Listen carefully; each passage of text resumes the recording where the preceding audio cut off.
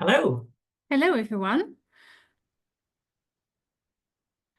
So, welcome to this webinar on records in context. My name is Merel Geerlings. I work for the Amsterdam City Archives, and I'm presenting with Alex Green. I work in the cataloguing team at the National Archives in Kew in West London. Yes, and we're both members of the expert group on archival description, and we are very thrilled to see that so many people signed up for this session. We want to learn about records in context. We hope not to disappoint you. We're going to take you through a short journey of records in context and are here also to answer your questions. The session is being recorded and it's also going to be posted on YouTube afterwards. So if you know someone else who is interested, you can forward it to them. And of course, we are also going to share the slides that we use. So, shall we start? Let's go. Yeah. Let me see where it is. Here it is. So, do you see it, Alex? I do. Good. So, before we start, we have a question for you. Which is, what do you already know about records in contexts? And you can respond in the chat. Anything that comes to mind?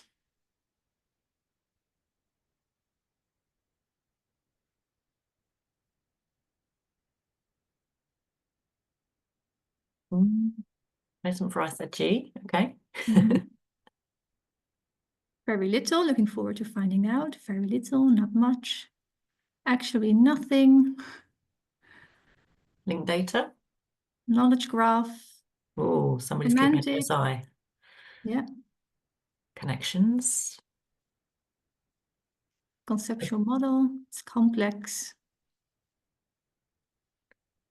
I'm not sure if somebody's asked for closed captioning. I'm not sure if we can do that or someone from ICA can do that. Sorry, what do you mean by captioning? Subtitles, sort of, but live subtitles, as it were. Ah, I see. Okay. Not very much. Conceptual model. Yeah. So metadata, linked data. So yeah, the comments that we've seen so far are all of the things we are going to be talking about to you. We're going to be talking about how it is a successor of ICG, about linked data, about the semantics. But it's really an introduction session. We are going to start right at the beginning and make sure that you understand the fundamentals of it. So hopefully afterwards you can get going with it and see what you can do with records in context in your own organization. All right. Our program of today is, first we're going to explain to you a little bit what is records in context, and we'll give a short history of its development. Then Alex will explain to you the core entities. I will follow with the context entities, and then we have a short break. Then we continue with the explanation of the attributes, the relations, some words about how you may apply records in context, and then we go to the Q&A, and we finish with the roadmap and how to stay informed. So what is records in context?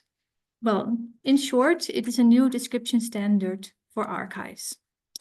It is a domain standard for describing records and the context in which they were and are produced, preserved, and used. And pay attention to the word context in the sentence that I just read out. And there's a little line below the S. It's records in contexts. It is plural, and that's done for a reason. It's a model where you can express the several contexts in which a record was created, managed, and all of the information a user also needs to interpret it. So remember when you write down records in context, not forget the S at the end. It was developed and maintained by an experts group, the expert group on archival description. Alex and I are members of the group, and there are about 15 members from all over the world. We can also use some extra members, so And this is also, if you feel like joining, you can contact us. We're especially looking for people from Southern America, Africa, Asia, to join us and to have all of these perspectives and contexts also represented in the group. The group is part of the International Council on Archives. They recommend records in context officially. And as was also said before in the chat, it is an extension and a replacement of 4 persisting description standards. The most well-known of that is, of course, ISRG, but also ISR-CPF, ISDF, and ISDIAH, a whole mouthful. It's under a CC by 4 license, which means that it's free to use for anyone who is interested in it. You can do whatever you want with it. And for us as the expert group, every time we hear someone say, I'm busy with records in context, I'm just reading about it or I'm experimenting with it, we get really excited. So we hope you also get started with it. The standard consists of 4 parts, which are complementary, but you can also look at them individually. The first one is foundations of archival description. We also have a conceptual model and an ontology. I will explain those more in the next slides. But good for you to know that we are now working on application guidelines. What we've heard a lot in the last years, people say, okay, I've started with records in context. I don't understand it, not every detail. I'm not sure how to apply it within my organization. And the expert group is now working on these application guidelines to help everyone out with getting started. So that's a work in progress. And this year, the 1.0 version will be published. And also good to know, all of these 4 parts are published on the RiC page on the ICA website. So when you get the slides after this presentation, you can easily look them up. So RiC Foundations on Archival Description, that's more a background document and describes how archival description has been taking place in the last centuries. So it's more of a background story. I would really recommend to start out with reading a conceptual model. As explained here, it is a high-level entity relations conceptual model with lots of explanation about the parts of records in context, so the entities, the attributes, the relations. What are they? What can you do with them? It's very well readable as a human. It's just a Word document, a PDF file.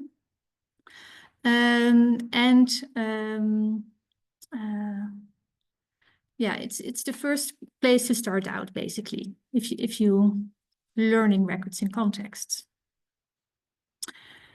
We also have an ontology, and this is more of a technical document. This is, besides human readable, also machine readable.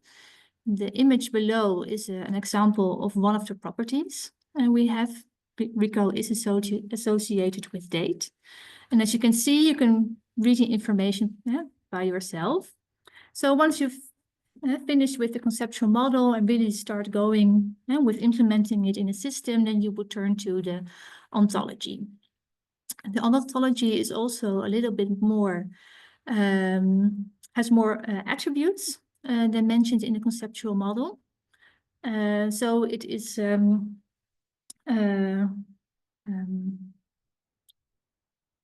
I'm lost for the word. It has more attributes. It has more information than the conceptual model. It's an extended version. That's it. It has its own URI, so you can easily look it up yourself. Here also all the links that you can use also to the GitHub page where it is in different formats. So when you are a little bit more advanced with records in context, the ontology is the place to go to. But start out with a conceptual model. So, Alex, you can continue. Thanks. Right, so just a short history to give you an idea of where records in contexts, from this point on, I'm going to just say RiC, came from. So in the 1990s, the World Wide Web arrived and the archives realized that they could publish their catalogues to the world. But to do this, they had to make the metadata that's in all their paper catalogues digital. And they had to structure it. And all of those pages of narrative text in lengthy paragraphs, in folders that people had to go to the archive to see, would have to be transformed.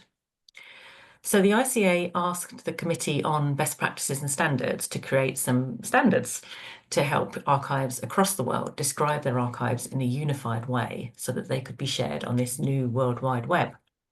So the committee created 4 standards, which you've heard Merel cover already: the International Standard for Archival Description General, or ISAG, for describing records; the International Standard for Archival Authority Records for corporate bodies, persons and families, ISAR-CPF; the International Standard for Describing Functions, ISDF; and the International Standard for Describing Institutions with Archival Holdings, which I'm going to call ISDIA, and I've got no idea if anybody ever calls it ISDIA, so you can let me know in the chat if that's right or not.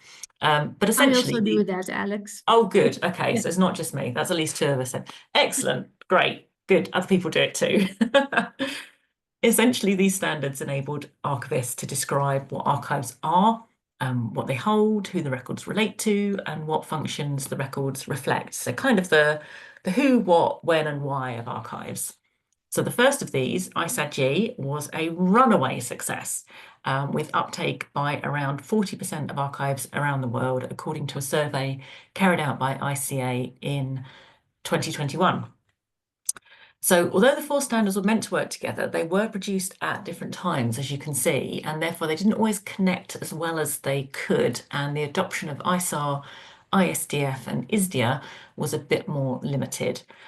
So on the next slide, you'll see, if we fast forward to 2012, with advances in archival theory and practice and far more technology available, ICA charged the expert group on archival description, EGAD, with, once again, developing a standard for the description of records. So from the end of 2012 to August 2016, the members of EGAD met online with a few in-person meetings, and in September 2016, the first draft of RiC was released for public comment. They got comments from 64 individuals, groups and institutions, and when compiled, this resulted in a 260-page document. So EGAD then met online again and in person 4 times to go through each and every one of those comments over the next 5 years. And this work resulted in version 0.2, which was considerably rewritten and revised, and it was published in February 2021. So we invited comments again, and I say we because by this time I was a member, and we received 165 comments from a wide range of individuals and organisations. And once again, these were discussed at length fortnightly and towards the end weekly online meetings. Just my luck, COVID sadly prevented me from going anywhere for an in-person meeting, which was very frustrating. Finally, version 1.0 was released in December 2023, and comments are still very welcome. So alongside the main conceptual model, EGAD produced various versions of the Ontology, the first in 2019, the latest in December 2023. The other part of RiC, the Introduction to Archival Description, which we renamed the Fundamentals of Archival Description, was published in July 2021, and the final version published alongside the conceptual model in December 2023. So now we've moved on to writing some application guidelines to help archivists implement RiC. And I hope that today's session and the other 3 that have taken place already will give us some feedback that we can use so that we can make those guidelines as practical as possible. There's also a Google group, which you can join and ask questions of, and Merel will provide the details of that at the end. Can I have the next slide? Thank you. So the biggest difference between ISAG and other widely used standards, is the move from describing archives in single hierarchies, which is on the left of this slide, to describing them as networks or graphs on the right.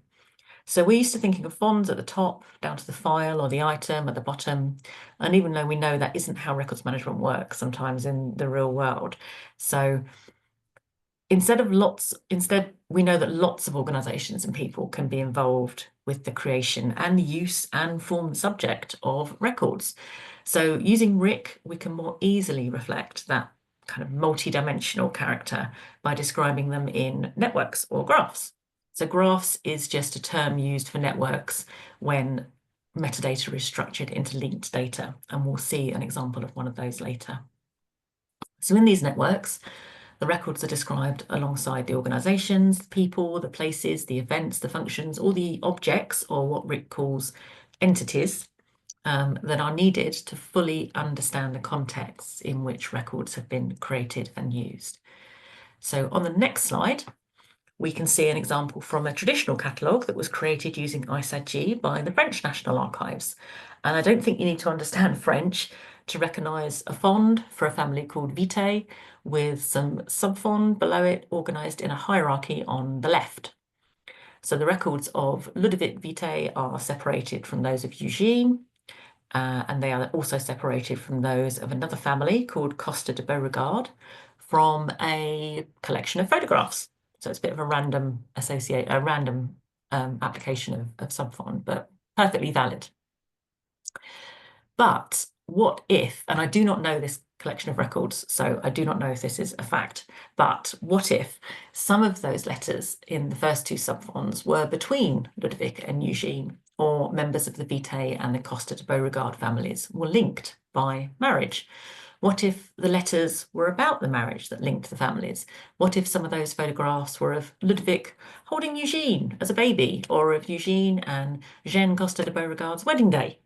How would a researcher find those links from this catalogue? To show the connections, the data would need to be structured using RiC. So on the next slide, you'll see that the French National Archives have started to do just this. And you don't need to see the detail of this. It's just to give you a kind of idea of how the data would look when it's pulled out into these structures. So with the data structured using RiC-O, the ontology, we can view the links between the individuals and the family, and also between the fonds and the series between them, because we do like our archival hierarchies and we do want to keep them, so RiC doesn't rule those out. I would say that this is not what a finding aid or a catalogue should look like. So you'll see from some of Merel's screenshots of her catalogue at the Amsterdam City Archives that they do look very different. Viewing the data as graphs just shows us the interconnectedness of all the various entities along with their attributes and relations. So if this graph was expanded and the data for individual records was structured in the same way, we would be able to see which letter was written by Ludovic and sent to Eugene, or which photograph showed Eugene and Jeanne Costa de Beauregard on their wedding day, that kind of thing. So in this way, all the aspects of records described using the previous four standards, who created them, used them, provided access to them, why they were created, how they were used, what they were made of, what they were about, including events, places and people, all the, let's say, contexts, can be shown in a multi-dimensional finding aid. So hopefully you can see that the aim of eGAD was to create something that would not only build on the previous standards using newer technology, but also reconcile and integrate them, and ultimately, the whole purpose, enable us to improve our archive services for all users, including those who have never used an archive before. So I think on the next slide, we start talking about entities. So here I'm going to take you through the main objects or entities in the conceptual model, including how to read the document itself so you can make sense of it. So first of all, what's an entity? I think of this as what you are describing. So you are describing the record or the group of records, the person or the organisation that created the record, the event that it relates to, the mandate that led to the record's creation. And Merel has gave me this really useful analogy. She thinks of it as the form that you're filling in. So the form for a person or a form for a fond. And the details that you're entering on that form are the attributes, which we'll get to later on. So the coloured, so the root entity, start with that, is thing. which when I first read this seemed very vague. And it's included here because you may want to add other types of things into your catalogue. You may want to include books or museum objects, and RiC enables you to extend this to include those if you so wish, and you're not using some other standard for those. So the coloured entities are those that most closely match the entities covered in the 4 previous standards. So some of the terms are not an obvious match, however. So obviously things like agents are pretty clear, and you know what a group is and a family, that kind of thing. They're obviously ISAR, but others are less clear. So record resource, I think, is probably the one that doesn't have an equivalent. So I'm going to start there. So on the next slide, you should see, yeah, great. So this is a very high level term that refers to both the record itself and a group of records. So if you're familiar with ISAG, record resource would encompass what was called the levels, meaning everything that's described down from a fonds down to an item. And instead of separately naming the individual levels, which can be assigned a bit indiscriminately, as we saw, RiC calls everything that's a group of records a record set. So a fond, a series, a subseries, these are all record sets. And as it says on the slide, this is a group of records brought together by an agent based on similarities for their own purposes. And I think that the point on this slide that I think is of most interest is that a record set isn't just the equivalent of any of the levels in ISAG that describe a group of records. We know that a fond can be a bit arbitrary. It's the records an organisation has decided to group together, but it might not be complete. So Merel again pointed out, she gave me an example of all of Picasso's letters, which are obviously scattered all over the world in various collections. Using RiC, we could bring all of those letters into one record set, making it very easy for people to see their descriptions in one place, but also to find out where they are. So a record set can be any other grouping that anyone wants to create. So my most obscure example was a user may choose to group a set of records which are relevant to her because they are all the letters she has found written on paper from a specific stationery supplier in Paris. That was about as specific as I could get, I think. And that's a valid record set. So the term record set also includes, and here I'd be keen to hear in the chat whether this is new to you, the idea of a file. So in English, this is a really ambiguous word to use because it has so many meanings, especially for archivists. But in this case, by file, I mean what is generally delivered to a researcher in the reading room as a single unit. And where I work, that's often a piece of stationery that's a card cover with a title written on the front and containing various types of documents inside it. So memos, meeting minutes, letters, reports, photographs, anything really. In RiC, this is a record set because the record is a discrete piece of information often associated with a single transaction, such as just one of those memos or one of those sets of minutes or a single letter. So at the risk of derailing the whole session, could you let me know in the chat if you think that what I've just described as a file is a record or a record set? I'd be very curious to hear, to see what you think.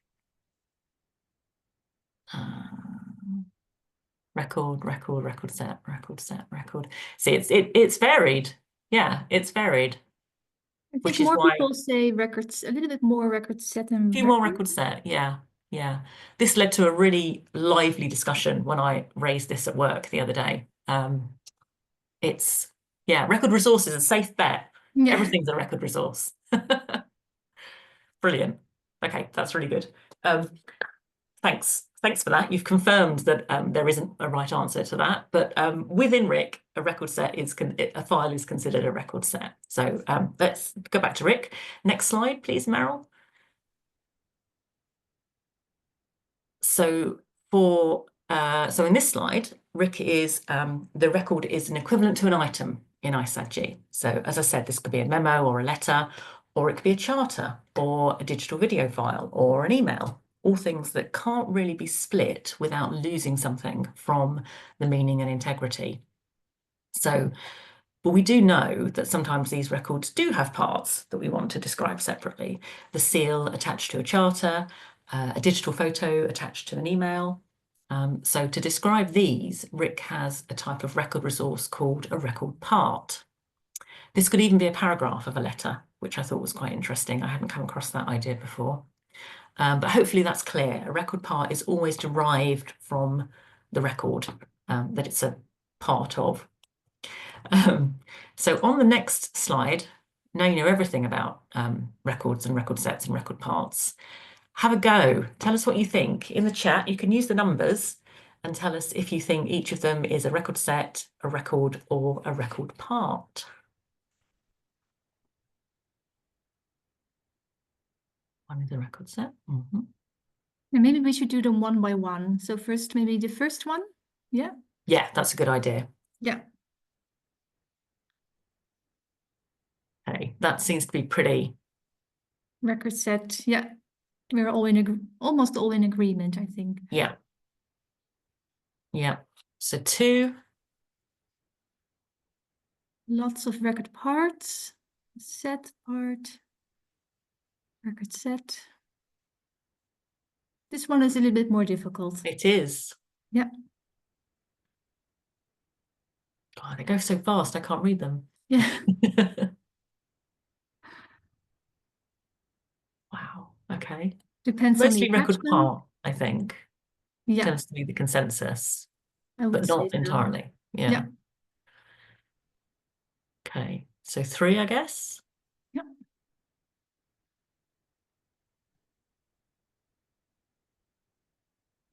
Most of them are record sets. Also, some say a record. Yeah.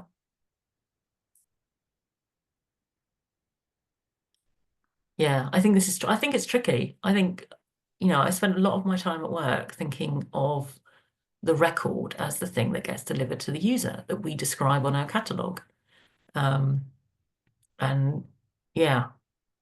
Well, the thing is, I think this file concerning the organization of a concert, what would this file contain? It would have some letters. It would have a running order, a program of the concert. And all of those records were created with a different purpose at a different point in time. And they were put together into a file. And together they are the evidence of the organization of that specific concert. But all of the records in that file you can also describe individually. And so the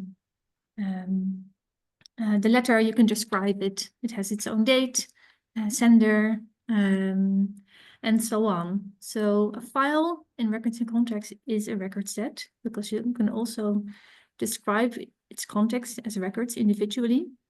And these records were created at different times for different purposes.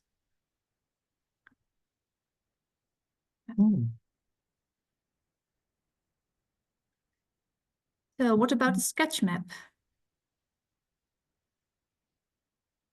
Yeah, that's almost unanimous as far as I can read them.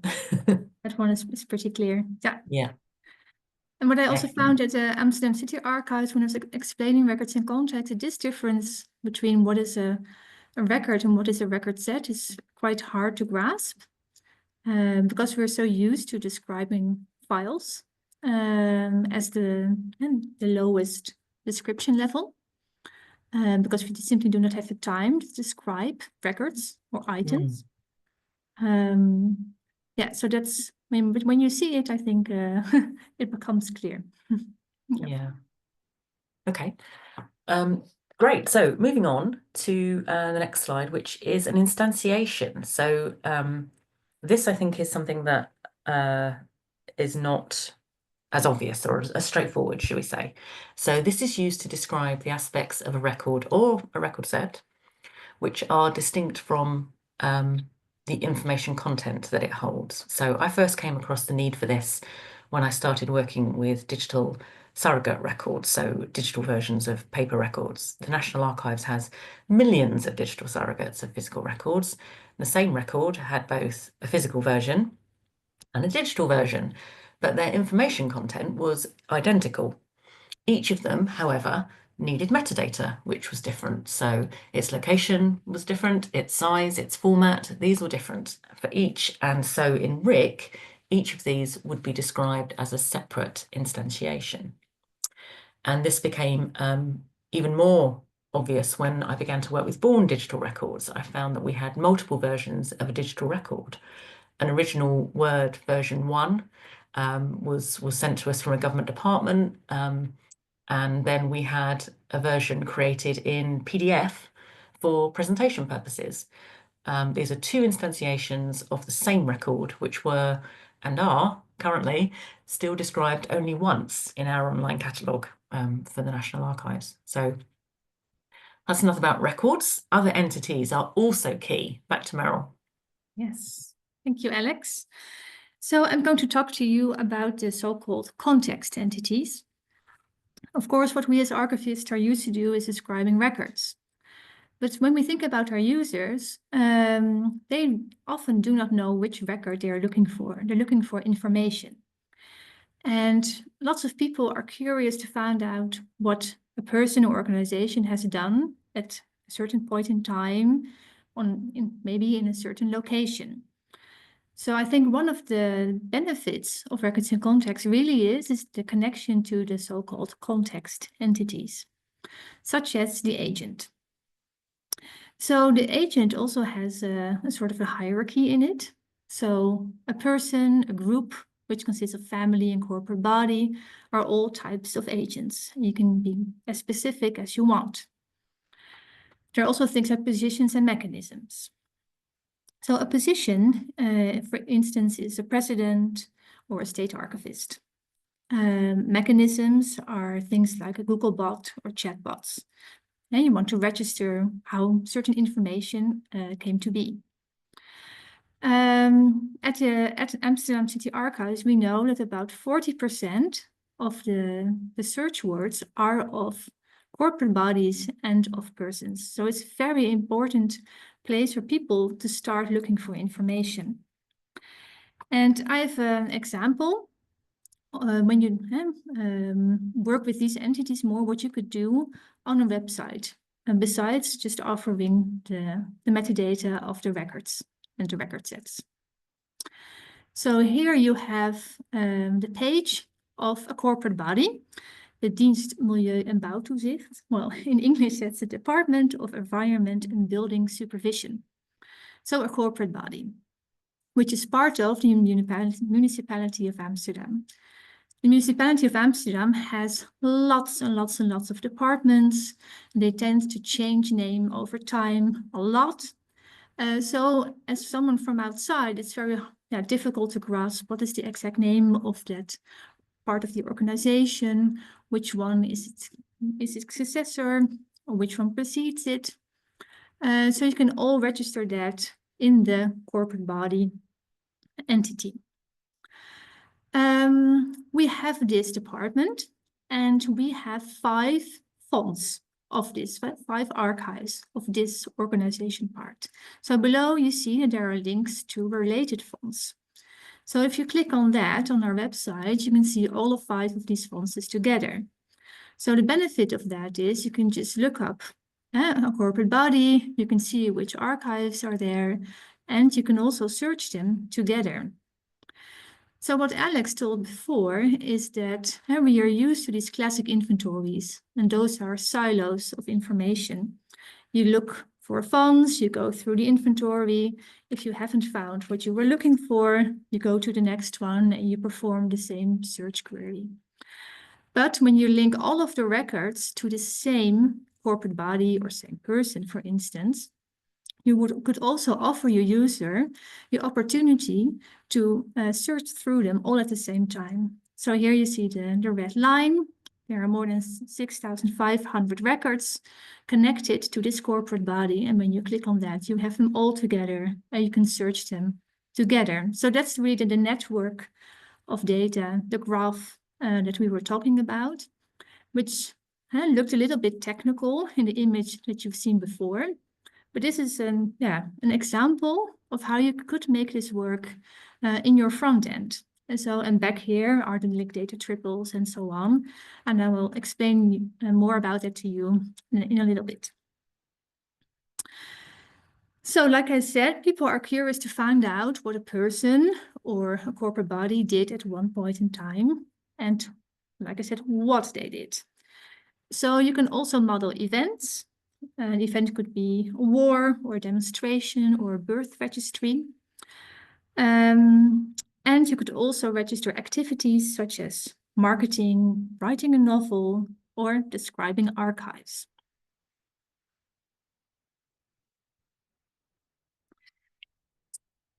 Other entities are rule, which could be a manual or a model, such as records in context, or could be the Constitution. So you can provide a framework on which a record was created. And mandate is also a very nice entity. And with a mandate, we mean, for instance, the authority to grant a building authorization. And with these entities, you can follow that rule or mandate through time, which one was valid at one point in time, and that provides context to the record that you found and see, okay, how was this created, in which time was it created, by whom was it created. So that's the context with the S behind it, the plural that we mean when describing records. These contexts are very important. And by creating these entities and by creating links towards them, you can offer your user very direct access to that context. People don't have to take so many steps and thinking steps in their minds to find out, okay, how did this work? How did these organizations work? You can just simply register it yourself and show your audience. So you can really make data of lots of knowledge that usually is just in the archivist's mind. So I wanted to show an example of the National Archives of Australia. This is not records in context, but it shows how with ICG, how much it resembles records in context, so how easily you can move from ICG towards records in context because the entities are very similar. So here you see that within their advanced search, they have a pyramid of entities, organizations, which are corporate bodies, agencies, also corporate bodies, Commonwealth persons, of course. They have series, which are record sets, and items, which are records. But I think to me, the thing that stood out most was the functions part. So there you see on the left, they have functions, and very important, the word are performed by agencies. I'm going to talk about these relationships more later in the presentation. But as a user, you can click on functions. Then you can go, for instance, to the D. I think I want to know more about defense. And then you get a list of all of the agencies with the function defense. And when you click on an agency, you can go to the records. So finding records is also, for most users, the route they take is not searching directly for those records, but indirectly via these context entities.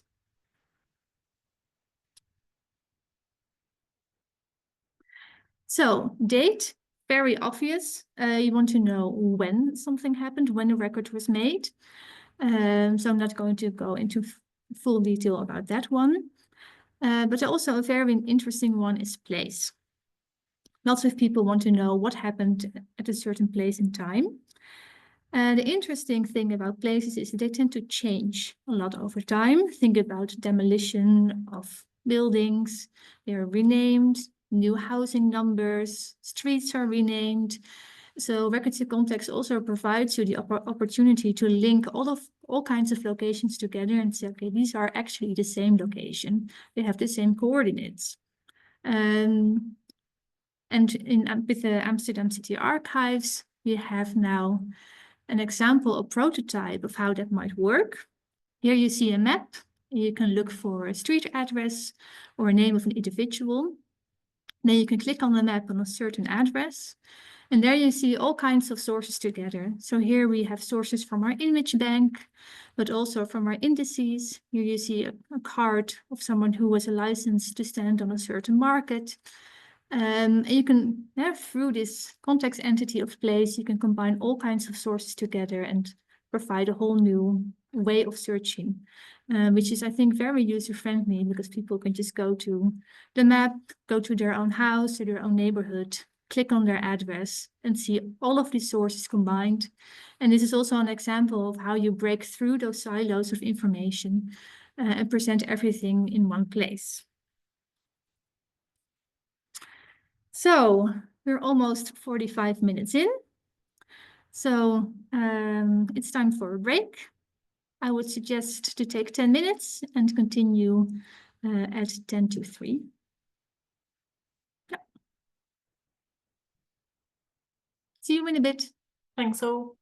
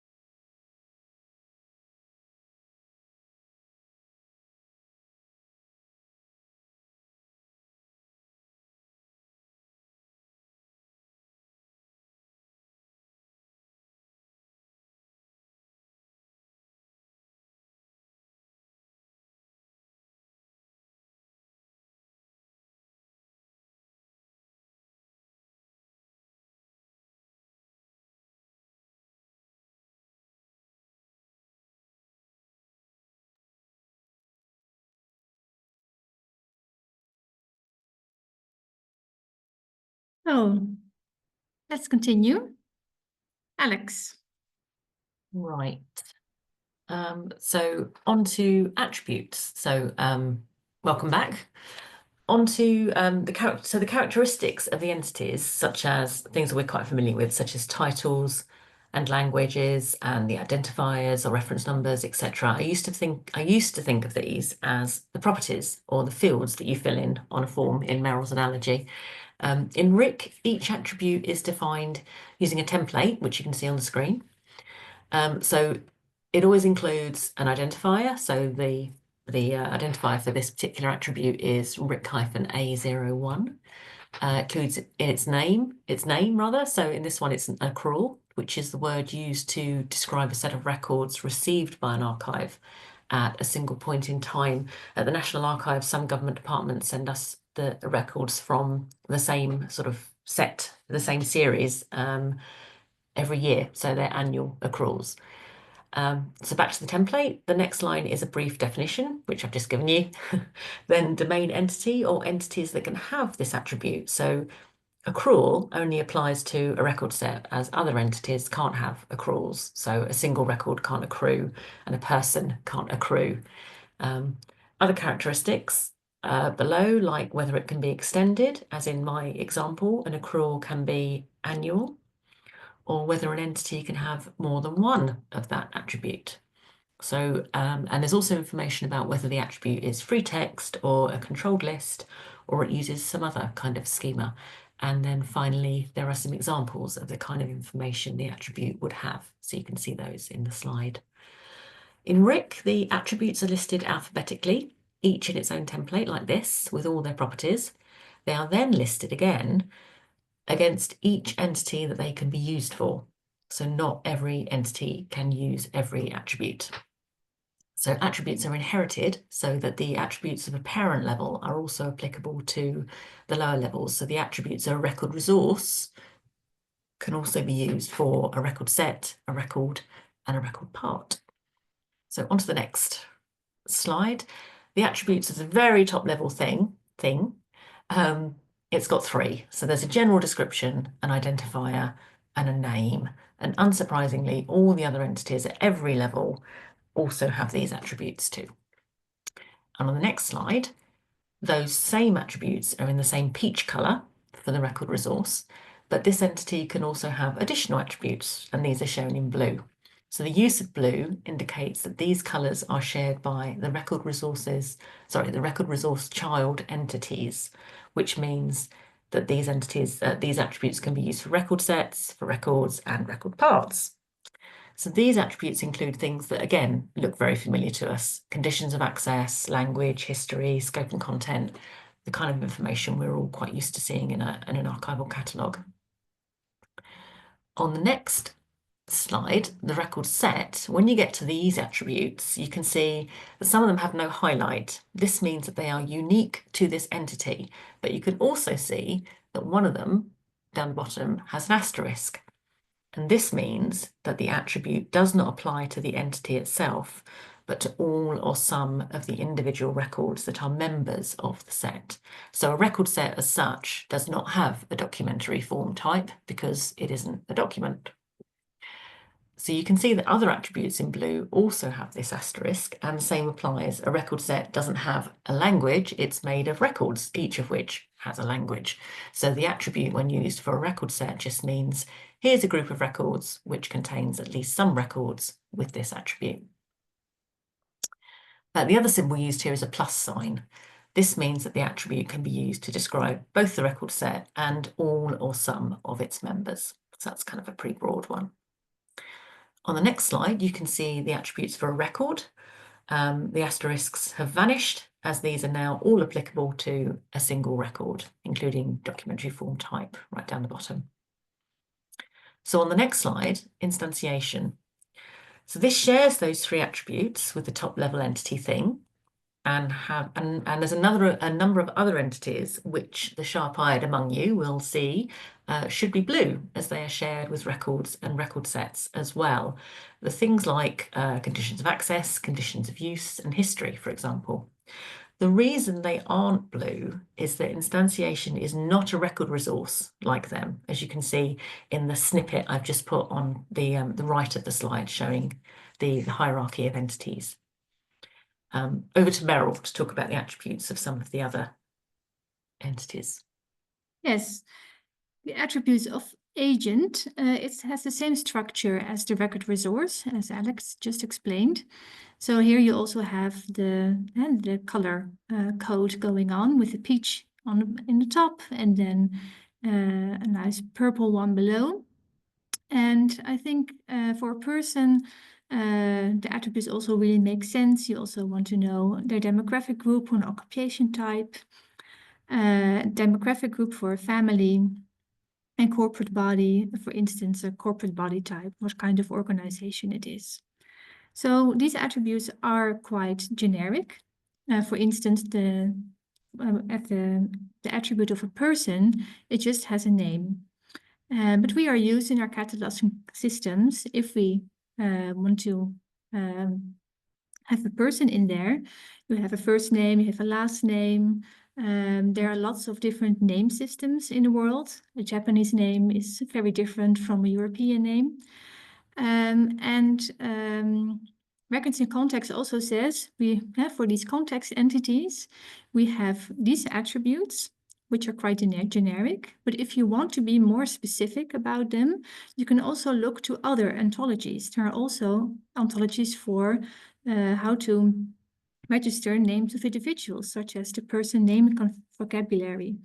And there you do have different fields for a first name and a last name, for instance. So RICO, you can use it generically, but you can also extend it with other ontologies if you want to be more specific. And that's really also the linked data part of records in contexts. And I will explain it a little bit more when we get into the relation part of the presentation. So for a date, you can also have some attributes. We also know that there are different ways of writing down a date. There are different calendars used in the world. Sometimes you have a single date, sometimes it's a date range. So records in context offers you the possibility to be very precise in how to register a date. And with a place, it works a little bit the same as for the agents. You can be very specific by using coordinates, but you can also be quite generic with just a general description or a general name. And because usually a place, you can have a region with subregions and go from broad to small in describing those. Or use a different ontology if you want to be very, very exact. So the relation part. So we've been talking a lot about how records in context really looks like the 4 description standards that were already there.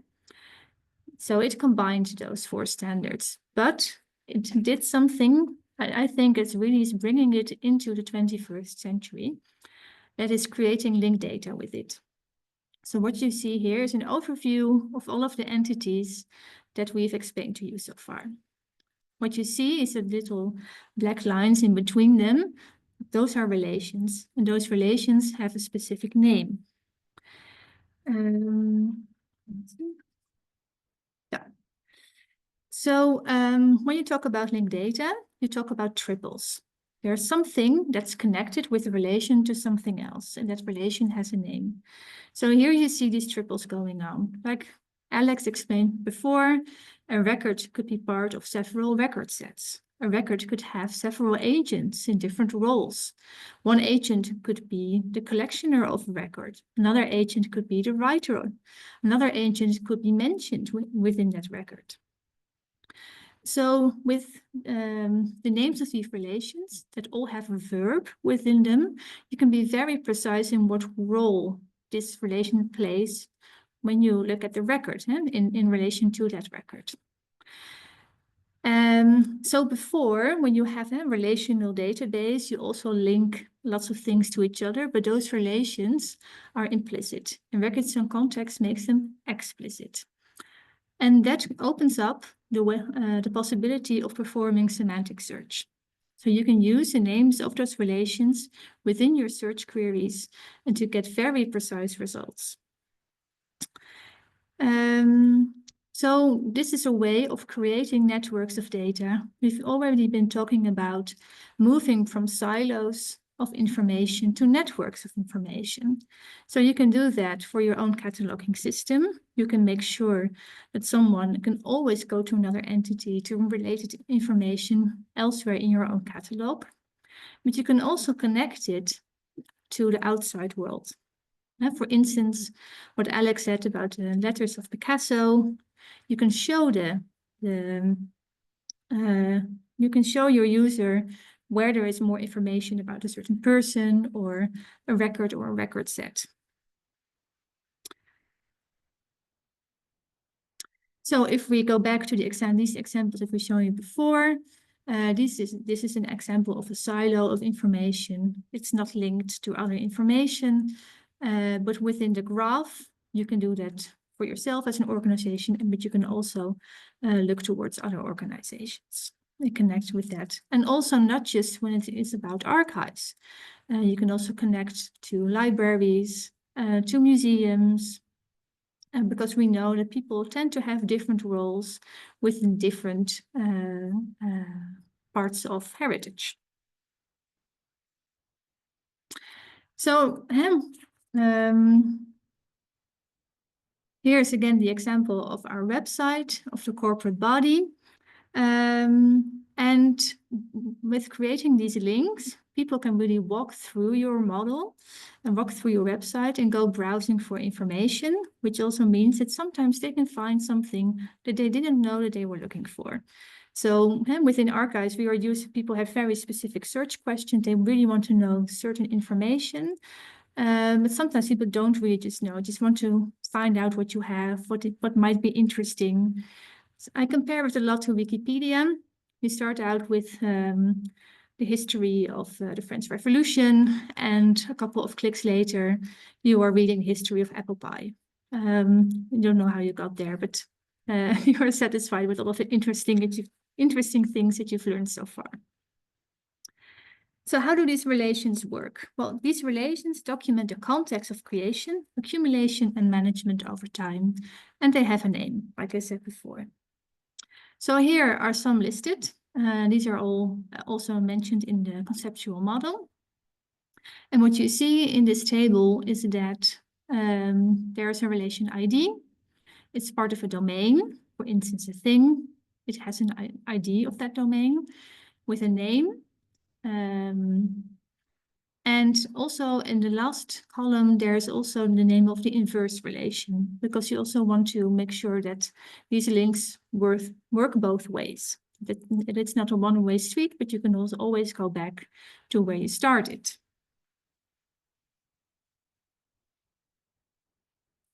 These relations also work with a hierarchy, such as the entities also have a hierarchy within them.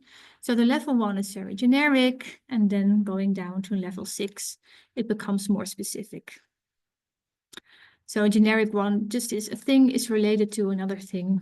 Don't really know what that relation is, but you know it is connected. It could be helpful for some users to know that there is a connection. But at level 6, one of the most specific ones that we have is a person has child and other person. That's really specific information.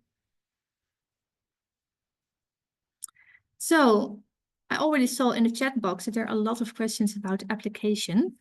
So Alex is going to tell you a little bit more about that. Probably not in the detail that you're expecting. So I'm going to have to answer some more questions later. So first of all, who is using RiC? A number of archives are already applying it, both the conceptual model and the ontology. So either using linked data in their catalogues. Merel's obviously is an obvious one, Amsterdam City Archives, but also the National Archives of France, as we saw. There's also a few in Switzerland. I would recommend, I didn't include a slide for this, but Memoriav is a network of organizations responsible for preserving Switzerland's audio-visual history, and they're using it in quite an interesting way at the moment. So have a look at their website. On the next slide, you can see that the National Archives is just using the conceptual model for its entities. So Merel, if you show the next, yeah, there it is. So you can see, yeah, as Merel showed earlier, you can see they're using entities. In the UK, the National Archives is planning to look at how we could use RiC-O to structure the higher level descriptions to help us potentially create a kind of linked catalogue in the future. So there's no one way of using RiC. You can use as little or as much as you need, and especially when you're just getting started, I think, one of the things you can do is just have a go at identifying some of your entities, for example. It's one of the sections that I'm working on at the moment in the application guidelines. I think we're on to the questions next. Yes, what I also wanted to add about application is it can be very overwhelming. All of these entities, all of these attributes, all of these relations, you can do so much with records in context, and it's wonderful. It can also be overwhelming. So really start with what you already have in your catalog and map that. And then you can extend over time, just step by step. And you can also look towards very interesting new techniques to complement your metadata in records in context. For instance, a technique like named entity recognition, where you learn a program to recognize names of locations or individuals or organizations. You can extract those and standardize them and link them to your records. So not everything has to be done manually when you implement records in context. So I think it's good to realize that records in context doesn't have the ambition to tell everyone to apply the full thing all at once. At Amsterdam, that's also really not what we are doing. We've just started with mapping what we have, and we're thinking about, okay, what do we want to extend? What is reasonable? What can we manage, and to make sure the quality of that metadata is good. And then in the coming years, step by step, with using techniques like named entity recognition, we can extend and build this network of data. Yeah. Just a short word of reassurance, I think. So yes, it's time for the Q&A. And I just want to ask the technical team what makes sense. Can I stop sharing my screen so I can see the questions?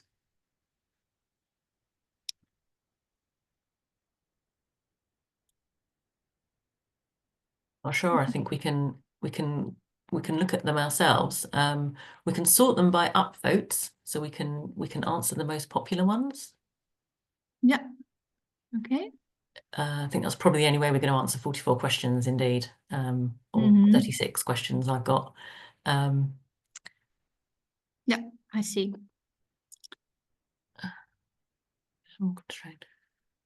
Oh, which now keeps moving. So the first one I've got is about I find it hard to believe we would have the human resources to staff time to provide all the data needed, except in very small, constrained boutique situations.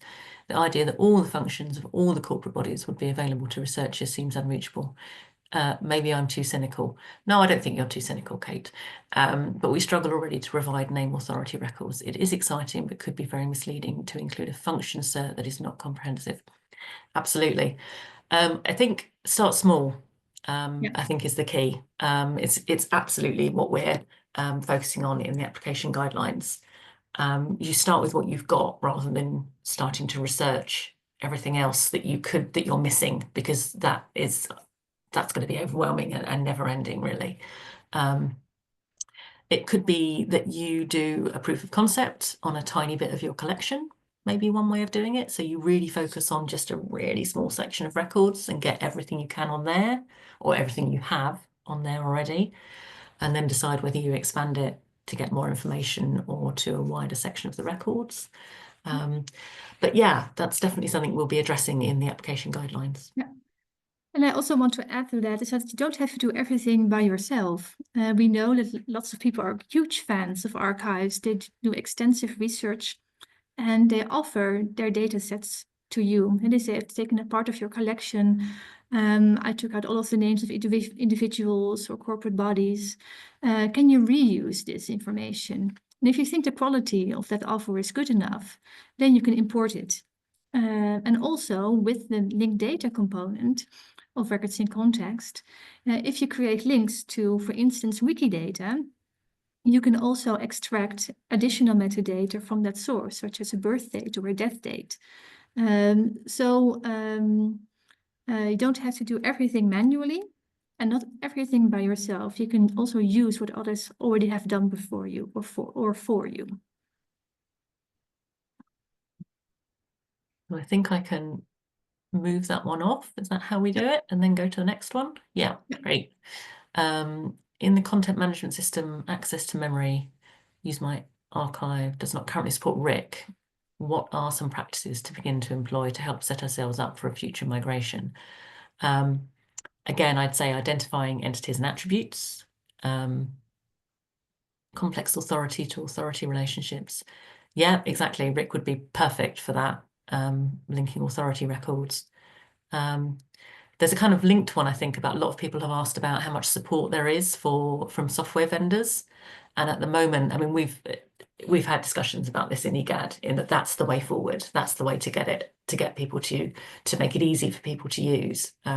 So it's something that we want to do, to talk to software vendors to kind of understand how they could start introducing aspects of RiC to make people, or to allow people to make it easier for them to turn their records into this kind of, to use RiC for this purpose. Then we have the question of Rachel. This model clearly allows us to share with our audience a wealth of knowledge and information about all aspects of our records and their interconnections. My reservation is just how much time it may take to gather and input all of this information. There could be infinite interconnections, but we simply could not record them all. How scalable is this model? Well, I agree with you. You can record everything that you want. So it's important to create your own data model to see what metadata do you have? What is the quality of that metadata? What is the function of that metadata? Do you use it for search? Does it provide context? What is the history of that metadata? Is it consistent? And when you get that overview and you map that to records in context, then you can see also where flaws may be and where you want to strengthen it. And you cannot do that by hand, so you really have to look towards automatic techniques for that. Yeah, and I also think in general for archivists, and to think more, to have more of a data thinking mindset is very helpful, also, not just for records in context, but for your work in general, to think more about the whole data set, about what you have, what you would want, how you can enrich it, how you can link it, and work with these vast volumes of data, instead of focus on the components and on the items itself. Okay. The next one from Catlin, I think. Does RiC distinguish between required, preferred, and optional? This has been a very lively discussion within EGAD. And we don't want to say that anything is mandatory. So in the end, we decided to go with a section in the application guidelines that uses some commonly found entities and attributes within a lot of archival descriptions, particularly those created using ISAG. But we have steered clear of saying anything is actually mandatory. It's easier. We think it would be far preferable for people to just start with what they have. Yeah. Are there live examples of RiC in use? Yes, Alex just mentioned a couple of them, and links to them will be provided. So next one, how can RiC principles be applied in an archive that still operates manually without an automated system? You can also apply records in context by using the entities. Also, you can also do that on paper if you wish to. So yeah, in that context, you can use records in context too. For institutions in the early stages of digitization, how should they structure metadata using RiC? Well, that's the same thing we've been saying a little bit so far. Use what you have, the metadata that you have, and map that to RiC entities and properties and see which relations you can create between those entities. I think the next question responds to, is that something we've already answered a bit regarding how we can adopt RiC to migrate from the things that we're using already? Start with what you've got, identify, look at the entities and the attributes you have in ICG and see what they match in RiC, and that gives you an idea of where to get going. And software, I don't know of any that's using RiC yet, but that is something that we are hoping to encourage software companies to move to. Yeah, the software supplier we're using at the Amsterdam City Archives does support records in context as a foundation of the software model. So there is at least one. Good. An anonymous participant is confused. You mentioned that the challenge with current archival description is its hierarchy, but it seems like record part is a hierarchy. Yeah, those are actually two different types of hierarchy. So a hierarchy within an inventory means that you can place a record in just one record set.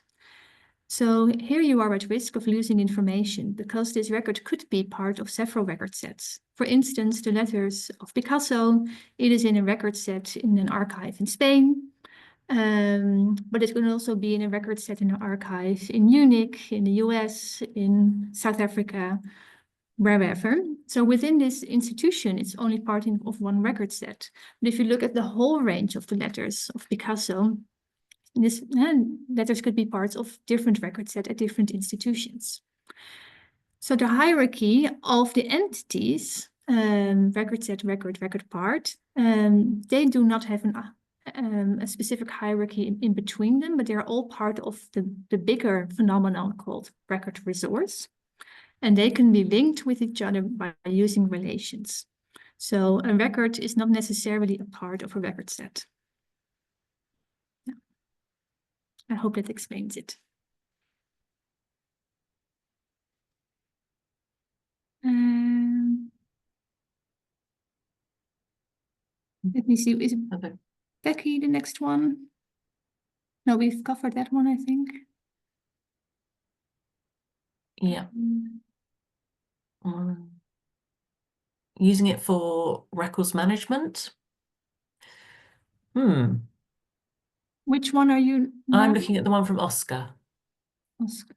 Which is three down, because I think we've covered the others. Yeah. I'd love to hear more about how this conceptual model and ontology could be used with records management. I know from what I recall of the RiC FAD, there was discussion about how archivists and records management need to be working much more closely to do this sort of work today, for example. Yeah, I think it's a very good question. With the development of records in context, the committee has also looked at the ISO standard for records management, and you will recognize the same entities in both models. So that's aligned. I think that's a good thing because also with archiving by design ideas, you want to make sure that when the record is created, it can flow as fluidly into the archive in the end as possible. So yes, this is very important, and the committee has taken it into account.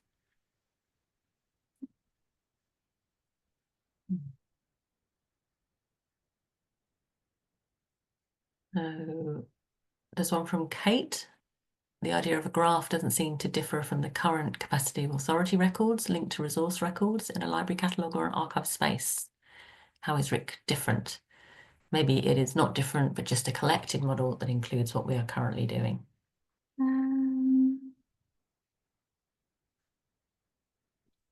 I'm not that familiar with archive space. Are you, Alex? No, I'm not, I'm afraid. Yeah. I'm sorry, Kate, I don't think we can answer this question now, but we'll see if it can come back in the application guidelines. Sure. And the one just above that, I remember you mentioning it in migration from ICT to RiC would be possible as both are compatible, but I wonder how this will take place and who would ideally be in charge of that. Is there a mapping from ICT to RiC available? Well, we are working on a mapping. It's also going to be part of the application guidelines. And who will be in charge of that? Yes, I think when you talk about the data model that you have as an institution, it's a good thing to make one or several people responsible for that, and who are always busy with standards about the modeling, about the quality of the metadata. And also if you want to migrate from one model to the next, that they can guide this migration of metadata. You can also ask someone from outside your institution to do that. But when you do that, all of the knowledge that everything that someone learns during the process will also leave again. And I also think with metadata, what we've seen so far, we've seen several description standards. Description standards change because techniques change. And the influence of linked data is very prominent in records and contexts. 15 years ago, no one would have suspected that. So metadata modeling and standards, I think, will always change through time. So for an organization, I think it's essential to monitor these changes, to have a strategy of how to deal with that, and also to have people dealing with that on a daily basis, who make decisions, who are always considering the overview of the metadata and not just the different silos within the metadata.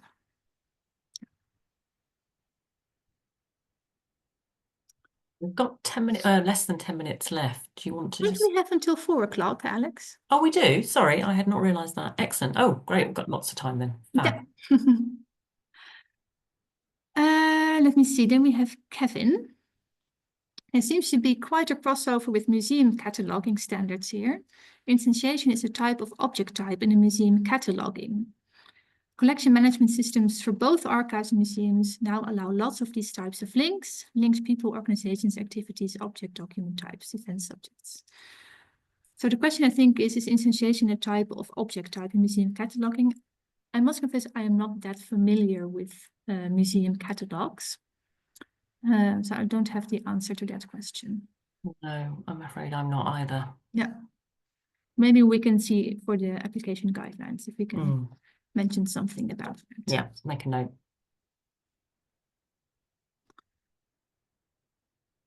Okay. Philippa, how can the implementation of RiC ensure compliance with the General Data Protection Regulation, particularly regarding the management and protection of personal data within archival systems? Are you familiar with that, Alex? Is it something? Not in detail. I just know what it is. I'm not sure. I can't, off the top of my head, think of a way that that RiC lends itself specifically. But of course, you can extend RiC to whatever you need to do. So, you know, if the National Archives uses it, we will have to extend it to take into account the Freedom of Information Act exemptions, because they're not covered in RiC, because RiC is an international standard, so we wouldn't expect it to cover UK legislation. So it might be a question of just extending it. I think so too, because the protection of personal data, we know that we have the attributes, conditions of access and conditions of use. Yeah. And there you can register which data is publicly available and which is not.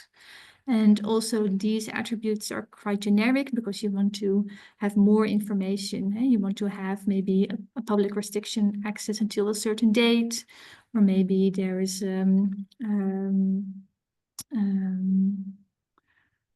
copyright involved. So you can extend records in context with other ontologies with more specific attributes for that.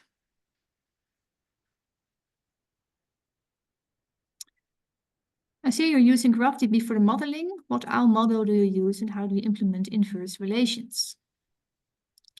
Well, I think you can use different models. Well, you can use GraphDB, but also other ones. How do you implement inverse relations? There's also the inverse relation available in the ontology, and you can use that in your mapping. Okay, so the next one is it a replacement or an alternative? It's designed as a replacement. So that's the aim. And I think I saw a similar question later, or a related question down below as to, when were the initial 4 standards that were designed, when will they be withdrawn? And I don't believe, I've not heard of any planning to kind of remove them from the website or anything like that. So I don't think that's going to happen anytime soon. Yeah.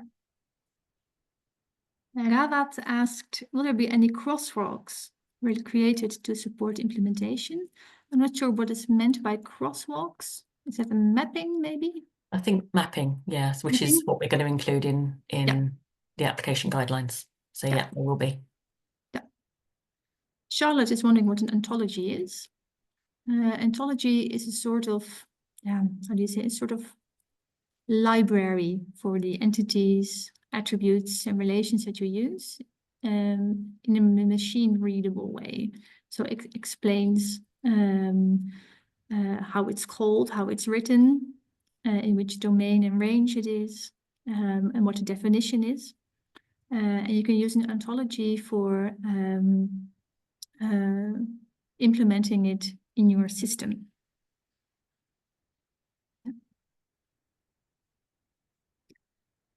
I think Philippa is one of our top question. And Kate also. Is there any relationship and compatibilities between this version of RiC and the Cydoc CRM developed by Ecomos for cultural heritage? We are going to cover this in the application guidelines. We're going to cover relations to other standards. So Kate has asked, said she's confused by the examples because they were talking about item level description of individual photographs and letters. This is an unlikely scenario. Yeah, it could be. It's probably not the most common example. I know some archives do it. National Archives does it. It may be that it's crowdsourced rather than done by individual archivists at work. There's been some success in crowdsourcing projects that I've heard of, to get that kind of thing catalogued as well, perhaps. Or do it automatically when you have very Indeed. structured data. You can train language models to recognize the individual records within a file and to extract the metadata from that individual record if it's very structured, for instance, a birth registry. We have experience with that, and the results are extremely promising. The quality is just as high as what volunteers achieve. But that requires an investment in technical means.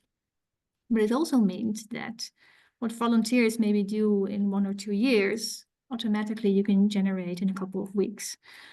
So these are very, very exciting prospects for the archival sector to make sure that users don't only have the description of a record set, which can be very vague, such as correspondence or minutes of a meeting, but also can search within the text and search full text by using HDR and OCR techniques. So I would really recommend when you implement RiC, of course, take small steps and use what you have. But when you extend records in context, to really look at other techniques than just cataloging by hand. Yeah.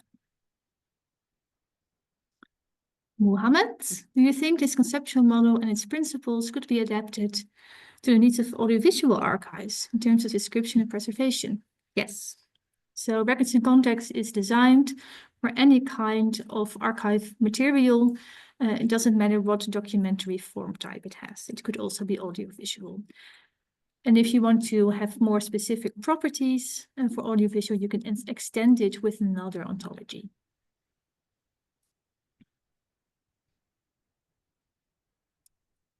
Attributes. When using place type as attributed set of a hierarchy of place in the ontology, it seems that you lost the flexibility of expressing different aspects of each kind of place. Man-made structures, such as the Eiffel Tower, can have its own attributes, such as construction materials, iron, and architectural style. Oh, sometimes it flips down. Yeah. Yes, yeah. Which are different from the attributes of a natural element like a river. This can be characterized based on the ecosystem it supports or a jurisdiction like a country.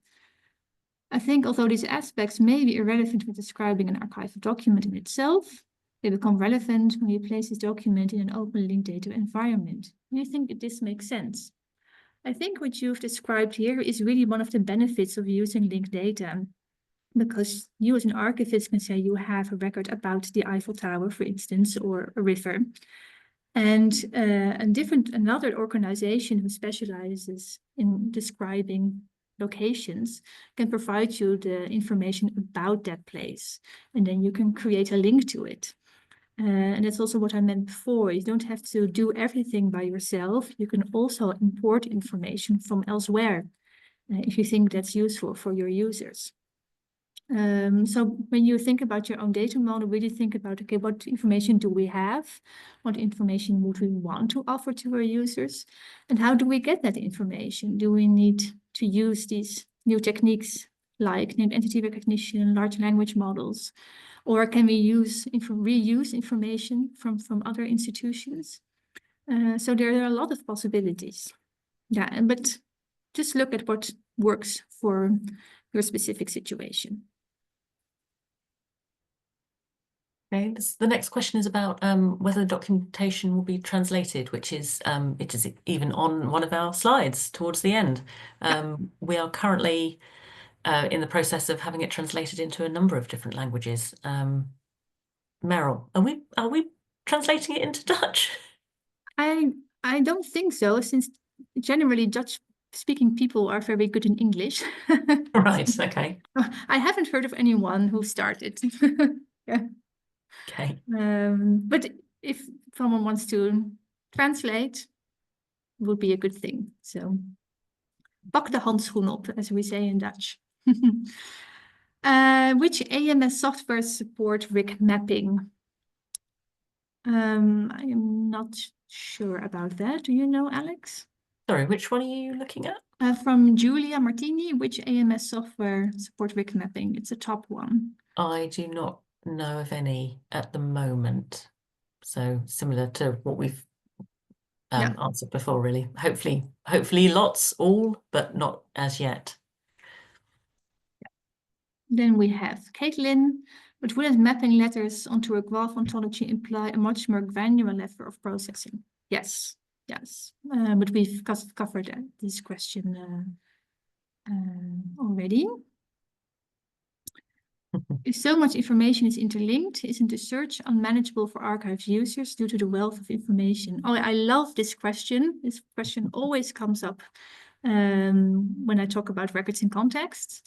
Yes, people will find lots more information, but I think that's such a good thing, because then they will find things that otherwise they wouldn't have found.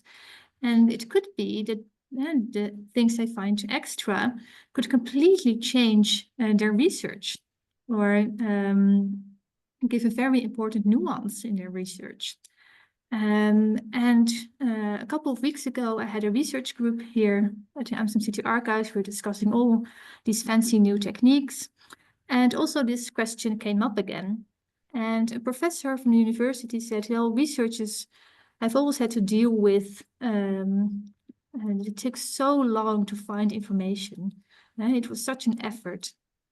And now they have to start dealing with abundancy. So that's a new way of looking at the data. And so if you find more than you can handle, then your search query needs to be more specific. So that's something also the user needs to learn. Yeah.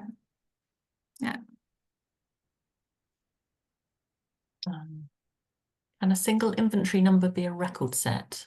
Would a series be a record set? So the answer is would a series be a record set? Yes, definitely. I'm not sure what a single inventory number means. Do you? Yes, I do know. And hi, Ella. Nice that you're here. I know Ella. Good question. So an inventory number could be a record or could be a record set. Sometimes the lowest unit of description in ICG that you have, it could be a file, but it could also be a single document. And within the Dutch situation, it would all get the same inventory number. But when you're mapping to records in context, sometimes it's a record set and sometimes it's a record. It depends on the contents. Alexandra, can you explain instantiation with regard to the thing itself? A carbon copy, digitization, or record part, and why a record set would require an instantiation. So there are record sets that have instantiations. So for instance, when it's a file. Some record sets do not have an instantiation. For instance, the fonts or the series.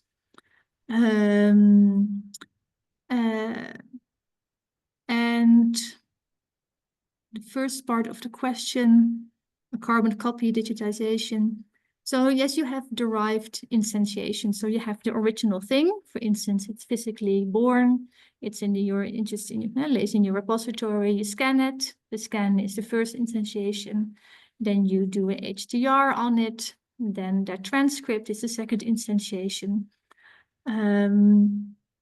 So that's basically how it works. But like Alex explained, the record, the contents of that record remains the same, the information that is within that record. So I hope this answers your question, Alexandra.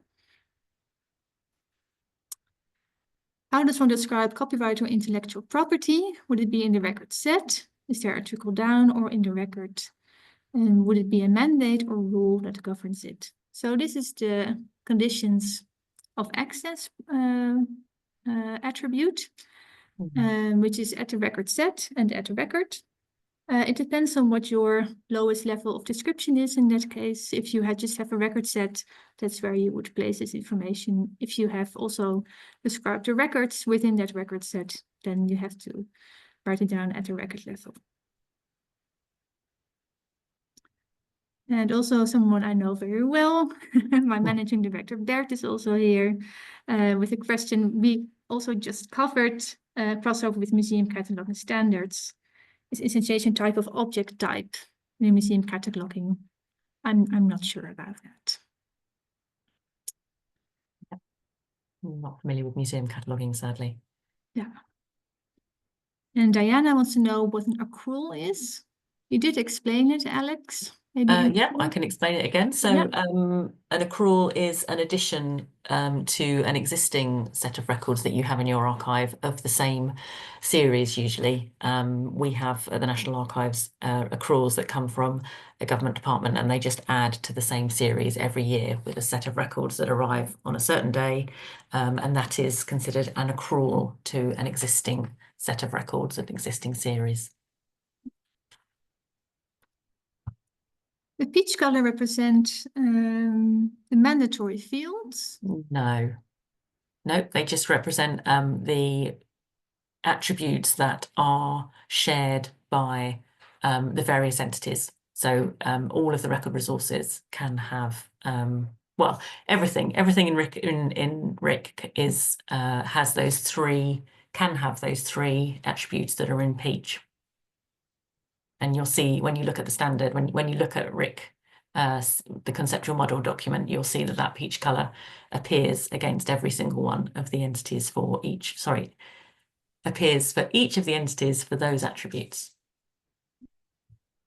Is there a demo trial software to test RiC? Not that I know of. No, sadly. Yeah. I like this question. I'm curious how research and learners communities have responded to RiC. We have a little bit of experience in that. When you move away from the traditional hierarchical tree, for the people who've been using it for a long time, it is quite a change. For people who are new to archival research, it is more intuitive. So it really depends on who you ask the question. But once the people who are used to the old inventories, when you show them the the new ways of looking for records, they usually get very excited. And they also see new ways of searching for archival records. Most excited are people who are working with large data sets. So they extract, for instance, all of the metadata that you have and use that for analysis of big data sets. You combine it with other data sets. And they will be very happy to get this metadata in an RDF format, to have a SPARQL endpoint. SPARQL is the query language for linked data. So they can make very specific queries. So for scientists, it's also and other parties who work with large data sets, it's very promising. Yeah. Do you have a view of what systems best support RiC? Most of the collection management systems we use now are built on ISIG. Do you know this will need to change for us to adopt RiC? Well, I know of one collection management system that's using it, but I don't really have an overview of collection management systems overall. But I suppose it will come. Yeah, it will. It will come. Yeah. Yeah. Julia, having only family or corporate entity as options to define groups seems very limiting to me, especially when working with more unconventional archives from archivist collectives. Is there a way to expand on this? Yes. Group is a very generic one. You can use it for any kind of group that may apply. A group can also be a group of friends, for instance. But also, like we said before, the records in context ontology can be combined with other ontologies. So if you think a certain part of RiC is too limiting, whether it is about agents or about anything else, you can also create your own ontology and add it to the RiC ontology.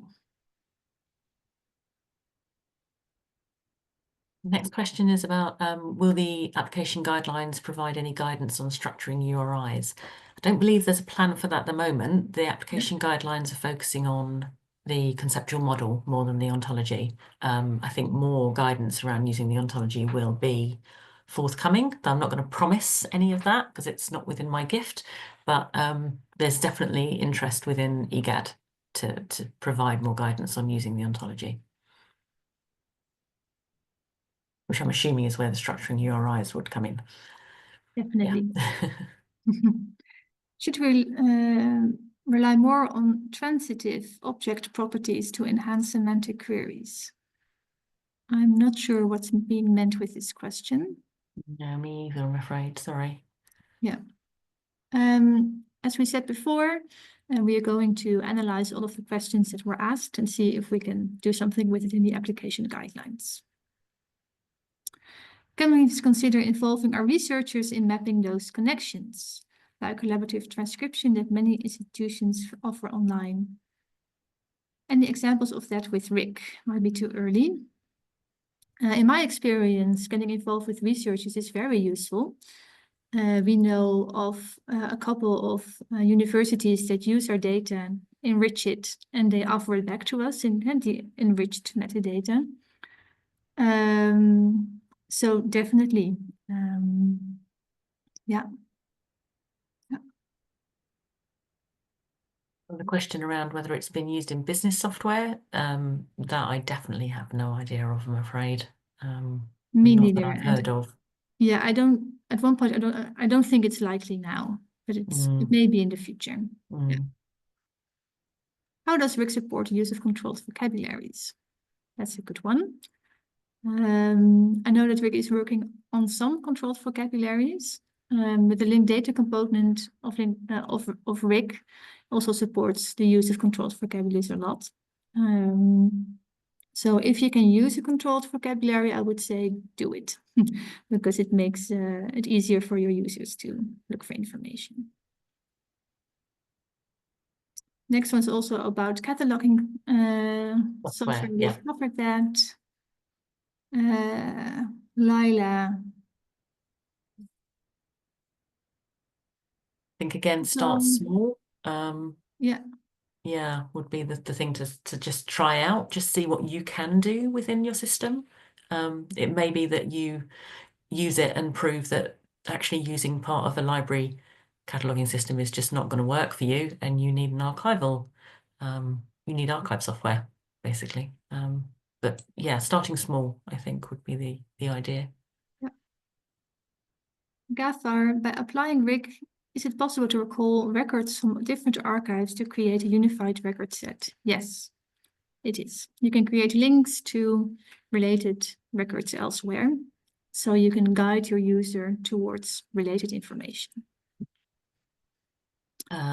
Philip is asking about digital records. Does this potentially make preservation standards like Premise redundant? Not at all.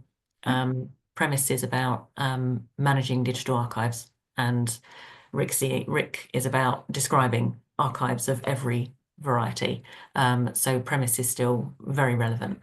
And in fact, I think when they started doing RiC-CM, they really steered clear of going into great detail about digital records because they knew that it was already covered in Premise.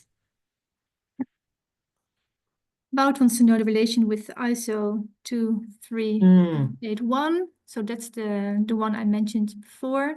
That with the development of RiC, they made sure that the entities are aligned. So Cecilia, I'm going to ask you to. I've lost it. Yeah, People at home don't see this, what we see, but it's hard to. It keeps jumping. Right. So Cecilia, can you explain how to use the relation role classes?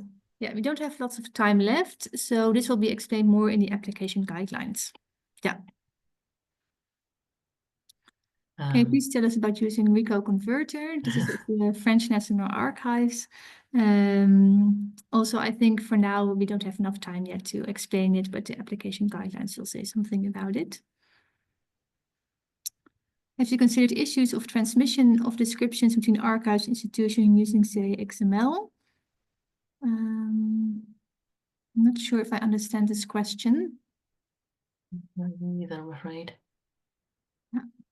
Sorry, Philip. We'll look into it later. How can public institutions adapt their current record-keeping methodologies to effectively support the implementation of RiC conceptual model? Use the ISO standard for record management and you'll be okay, I think. Charlotte's was the question around if RiC is intended to replace it, will those standards be withdrawn? So yes, the answer is not as far as I'm aware. Yeah. Query around whether interoperability and mapping to museum standards is being considered. So it's also about museums. So I think we need to skip that one as we're not that familiar with museum standards. Indeed. So Joe Lin Yap's question might be relevant. That's exactly what you did. Yeah, so when we started out with mapping, we just did it in Excel tables. And then we moved towards shackle files. And those are in Turtle. But you can just start out with using Excel, for instance, and to see, okay, which attributes do you have, how you can map them to attributes in RiC. Yeah. Does RiC take into account interoperability with aggregated data models such as Europeana? Well, the thing of RiC is that it's linked data based, and that's very interoperable as a technique in itself. So it's also very easy to transform if needed.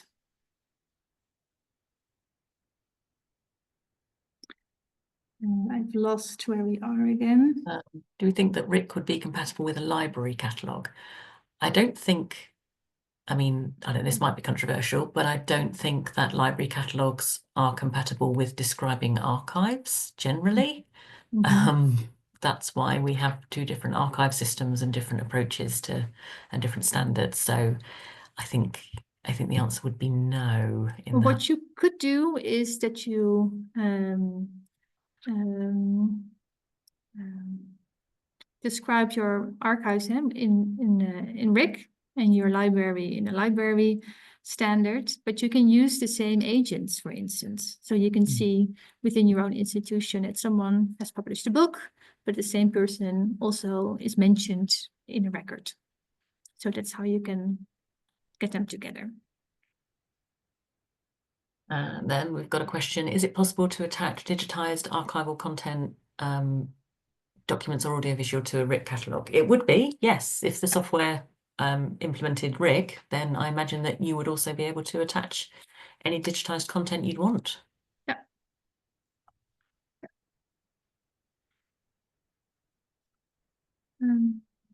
Geospatial records. Using the entity type place that can use. Oh, I don't know the answer to that one. That might be one for our colleagues. Or do you know the answer to Gregor's question? Yes, I suppose you could use GeoSparkle if you have very specific geographical metadata, of course. Yeah. Do you have a central place where you collect use case and application of RiC? Yes, we're going to show where it is in a couple of minutes. Is there a concise one-page overview of the expected benefits of moving to RiC? Yes, that will be the first section of the application guidelines. We hope it will inspire many to start. Indeed. Application. If the hope is that you will be able to reuse information from other archives, will it not require all archives to be using the same cataloging software? No. That's also the linked data component, because everything is stored in these triples I mentioned shortly. It is very interoperable, and you don't even have to use the same ontologies. As long as it's in a linked data format, it is very compatible. How can AI support RiC? I've already talked about this quite a lot. Techniques like entity recognition, HDR, OCR, large language models. Yeah, it's not. Yeah, it's like you say, it supports RiC. It can create more metadata from the files that you already have. How can we participate more with ECAT? We're going to talk about that in a couple of moments, because I also think, Alex, you should be moving towards our last slides. Yes, sure. So other questions that remained, we're going to look at them and see if we can put something in the application guidelines to answer them. So everyone, thank you for bearing with us. How many people are still left? 370, that's a good result. Pretty So good. Alex, the roadmap. Okay. Yeah, so thanks so much for your questions. That's really, really interesting. As I mentioned at the start, currently writing the application guidelines, which obviously I've just mentioned quite a bit. So this could mean literally which entities, attributes and relations to use, but also information that may help you to convince others, like your manager, that RiC would be beneficial for your organization. So we'll be including the sections that you can see on the screen. And these can be incorporated in or adapted for business cases or proof of concept projects, proposals, that kind of thing. If there is anything else you'd like to see, let us know in the chat or join the Google group, which Merel will give you the details of. On the next slide, we are also continuing with the ontology. There will be vocabularies added for activities and rules. And on the next slide, I think we are continuing with the conceptual model. So various people are working on translations, and I saw somebody volunteer to help with the Dutch one as well in the chat. We're also hoping to deliver a presentation and a workshop at the ICA conference in Barcelona. So over to Merel for the final slide. Yes, so you can get involved. Yes, we'll be very happy if you would do that. As I mentioned before, a couple of places are going to open up in the expert group on archival description. So if you see you can sign up, do so, and we would love to meet you and have you there. We have a user community discussion group on Google Groups. Here's a link. You can ask questions, ask for advice. We now have 360 members, but I expect after these 4 online presentations, we will triple or more, we have 4 times as many people. Let's hope. Signing up and really can share what everyone is doing. GitHub is the place to look for RiCo. You can contribute to the evolution of it because we keep on making a new version of it. I can create issues. If you think, okay, this is not done right, or I really missed something, you can react to existing issues. And last but not least, consult the list of resources about RiC. We have quite a lot of articles, implementation examples, datasets, tools. We announce events. And also, if you have something that's worthwhile for others to take a look at, you can add to this list.